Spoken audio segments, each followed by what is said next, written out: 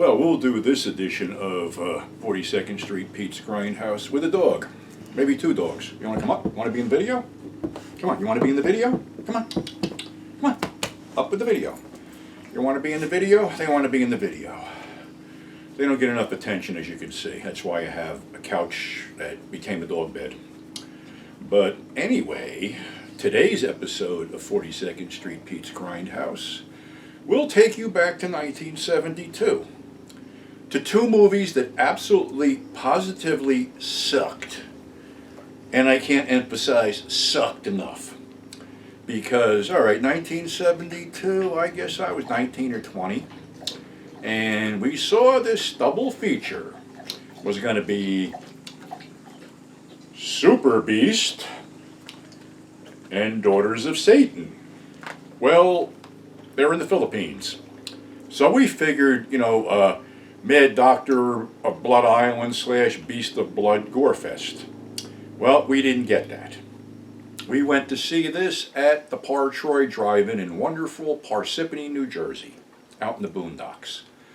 But before we got there, we had to get refreshments, and the only thing we could come up with was a bottle of, I guess it was Mogan David table wine, a half a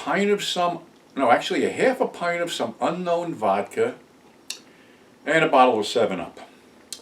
So either of those alcoholic beverages singly will taste like shit, so we mixed it all together and poured 7-Up in it and basically drank this concoction. So Super Beast comes on. Has some guy roaming around strangling somebody, has a Cro-Magnon type face, this, that, and the other thing, and we're like, what the fuck? And all of a sudden, Vic Diaz shows up as a police captain named Diaz. Why do I got a feeling that any film company that landed from the United States and the Philippines was met at the airport by Vic Diaz, and Vic would probably say, hello, I am Vic Diaz, I will be in your movie, or you want to be able to film here.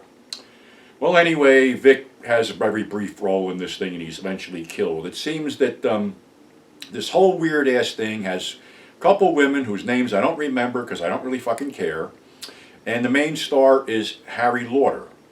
And it also says that this is Harry Lauder's last film. Like, why? Did he commit suicide after he saw the end result? I would have. But this is some weird, fucking stupid-ass hybrid of Isle of Dr. Moreau meets The Most Dangerous Game, because Harry is this big game hunter. It seems that this scientist is doing some kind of work with criminals that are supplied by Vic, that he gives them this injection and they revert back to this Cro-Magnon type form. The female lead has some kind of weird dream sequence where I guess she figures she's having sex with one of these things.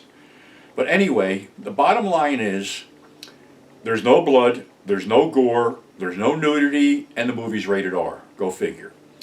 Alright, so here we are sipping this concoction, which is making us very drowsy. So, long story short, we all fell asleep. Someone woke us up thinking we'd all passed out from carbon monoxide poisoning, which we didn't. We woke up as this thing was ending, and our second wonderful feature is coming on. Well, it opened up with a little bit of promise, because here's Vic. Vic again is in this thing as some kind of cult member, and he shows up later as some antiques dealer with a Butch Patrick Widow's Peak type wig glued to his head, and the fake fucking goatee and mustache. Anyway, they're whipping some chick, and she's standing over sharpened bamboo things, and this other woman is whipping her, and then we go to the credits. And the name star in this one, believe it or not, is Tom Selleck. That's right. Magnum P.I. himself. And weirdly, Tom looks in this film like a better looking Harry Reams. He has the mustache, the hair, and that 70s fucking porno look. So this is something about, he buys some antique picture from Vic, who was killed later on, and it looks like his wife is in the picture as a witch being burned. And there's a dog, and all of a sudden the dog shows up, another witch in the picture shows up, and it's all contrived because they're going to kill the Tom Selleck character because he's responsible for their burning years ago. Well, the only thing that was burning here was my pockets, because this was a complete fucking waste of money. And of course, I didn't, I had to go low money on the fucking Blu-rays because I couldn't remember the damn thing. So that's like, what the hell was it? $14 out the fucking window for this shit. So, yeah, I'm not going to only tell you about good shit. I'm going to tell you about stuff that absolutely positively sucked so you will not get stuck buying it like I just did because see the lengths I go to, for my fans, I blow $14 on 2 shitty Blu-rays that are on sale and basically waste, what did I waste? 3 hours of my time reviewing them and pretty much fell asleep during a couple of, whatever. It's fucking terrible. And, just because something was shot in the Philippines doesn't make it good. And, it's weird. A lot of guys just wound up over there. Sort of like the spaghetti westerns in the 60s. A lot of guys just ran over there to get work. And in case it's Tom Selleck, he was just starting out. He was in the much better Terminal Island. Really, that was a better film.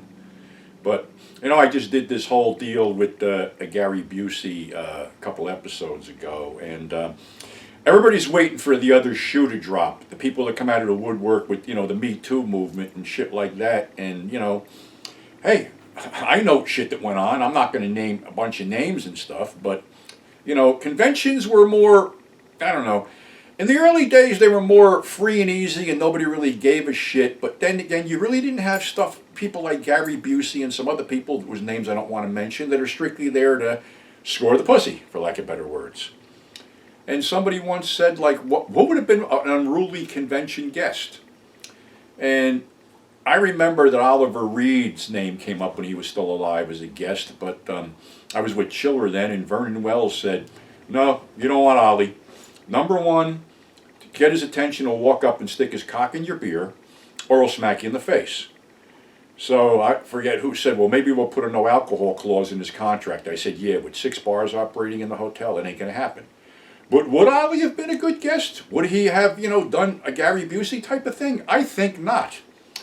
I think he would have been ideal for Cinema Wasteland back in the day because, Ollie would have just fit right in with the drinkers there. And, the whole bit about, I remember there was something, I guess it was Cutthroat Island, where he got fired because he was sitting in the bar and he took his weenie out and was showing everybody the tattoo that was on his weenie. I don't know if it's a falcon, a butterfly, whatever. But I'm willing to bet you, if he did that at the bar or Cinema Wasteland, there'd be fucking people lined up just to see this thing, and odds are people would be taking selfies with it, because that's how it was. It ain't like that anymore, but that's how it was. So, yeah, I think Ollie would have been a good guest. I don't think he would have hit on the female stars, because I think he would have been too drunk fucking around with everybody else in there, and odds are he probably would have picked the biggest guy in the show and took him outside and challenged him to a fight, because he was good for that. I heard a lot of stories. Bud Cardos told me when he was directing him on Skeleton's Coast that Ollie asked him to go outside, and he said, why? He goes, because I want to fight you. I don't remember the result of that, but it was no slouch either. So, yeah, that's our show for today. Stay the fuck away from these horrible fucking movies. Right about now, they're coasters, and some unlucky person's going to get them as a Christmas present, I'll promise you that. So, thanks for tuning in. Thanks for subscribing. The good news is I just got the confirmation that the books are on their way, so they may be here before September 5th. So when they show up, I will definitely let everybody know. So until then, stay safe, take care of your dogs, and we'll catch you on the flip side.